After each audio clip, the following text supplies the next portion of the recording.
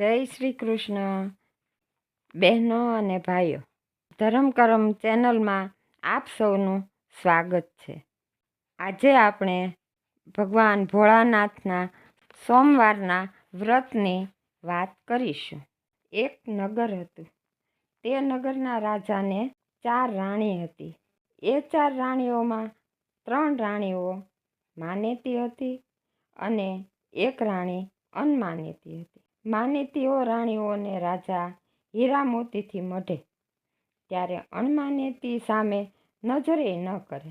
બિચારી અણમાનેતી રોઈ રોઈને દાડા કાઢે. એક સોમવારે અણમાનેતી તો નિશાસા નાખતી મહેલમાંથી બહાર આવી જંગલ તરફ જવા લાગી. રસ્તામાં તેને દેવકન્યાઓ મળી. દેવકન્યાઓનું રૂપ જોઈ રાણી તો અંજાઈ ગઈ અને પૂછવા લાગી, બહેનો બહેનો, તમે કોણ છો? ક્યાં જાઓ છો? અમે દેવકન્યાઓ છીએ. ભગવાન શંકરની પૂજા કરવા જઈએ છીએ. ભગવાન શંકરની સોમવારે પૂજા કરવાથી પુત્રની ઈચ્છાવાળાને પુત્ર મળે છે, ધનની ઈચ્છાવાળાને ધન મળે છે અને દરેકની ઈચ્છા ભોળાનાથ પૂર્ણ કરે છે. બહેનો, મને પણ ભગવાન શંકરની પૂજા વિધિ કહો, મારે પણ પૂજા કરવી છે. તમે કોણ છો? દેવકન્યાઓએ પૂછ્યું. હું રાજાની રાણી છું, પણ નસીબની ઓછી છું, એટલે રાજાનો પ્રેમ મારે નથી. હું અણમાનીતી છું. બોલતી બોલતી રાણી રડી પડી. ના રડ બેન, ના રડ. તું અમારી સાથે ચાલ.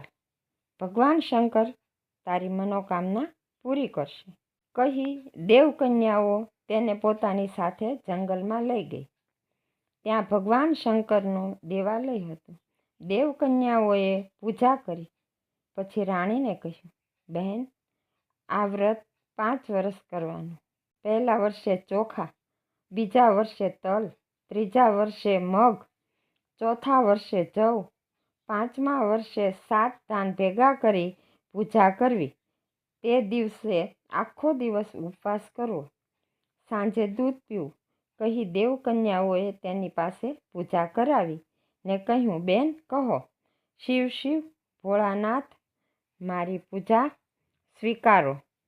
ને સાસુ સસરા, દેરાણી જેઠાણી, નણંદ ભોજાઈ ને પતિની અણમાનીતી હોવ તો માનીતી કરજો. દેવકન્યાઓના કહ્યા પ્રમાણે રાણીએ કહ્યું. પછી તો રાણી સોમવારે મહાદેવની પૂજા કરે ને માનીતી થવાનું માગે. એક સોમવારે અણમાનીતી રાણી પૂજા કરવા જઈ રહી છે. તેને જતા જોઈને રાજાએ તેને પૂછ્યું, આ પૂજાપો લઈ ક્યાં જાઓ છો? રાણીએ કહ્યું, ભગવાન ભોળાનાથની પૂજા કરવા. ચાલો, હું પણ સાથે આવું? રાજાએ કહ્યું, તમારાથી જંગલના રસ્તે નહીં અવાય. કાંટા કાંકરાવાળો રસ્તો છે. જંગલમાં વાઘ વરુ હોય છે. આવવાની વાત જવા દો. પણ રાજા માને શાનો? તેણે તો સાથે આવવા હઠ લીધી. એટલે રાણી રાજા સાથે ચાલી. કપડાં ઝાંખરામાં ભરાય છે, પગમાં કાંટા કાંકરા વાગે છે, પણ તે દુઃખને ન ગણકારતી રાણી ભગવાન ભોળાનાથનું નામ જપતી જપતી જાય છે. રાણીની શ્રદ્ધા જોઈ ભગવાન ભોળાનાથ પ્રસન્ન થયા ને માર્ગમાં પ્રગટ થયા. રાણી ભગવાન ભોળાનાથની પૂજા કરવા લાગી. રાજા તો ભગવાનની ભવ્ય મૂર્તિ જોઈ આનંદ પામી માથું નમાવી ઊભો. રાણીએ ભગવાન પાસે માગ્યું ત્યારે રાજાએ કહ્યું, રાણીજી, તમારા હૃદયની નિર્મળતા, ભક્તિ હું સમજી શક્યો નહીં. મારી ભૂલ ભૂલી જઈ મહેલે આવો, કહી રાજાએ શંકરને હાથ જોડ્યા. રાણીના હૃદયમાં આનંદનો સાગર હિલોળે ચડ્યો. ભગવાન ભોળાનાથ જેમ રાણીને ફળ્યા તેમ સોમવારનું વ્રત કરનારને ફળજો, તેના મનના મનોરથ પૂરજો. જય ભોળાનાથ, જય ભોળાનાથ.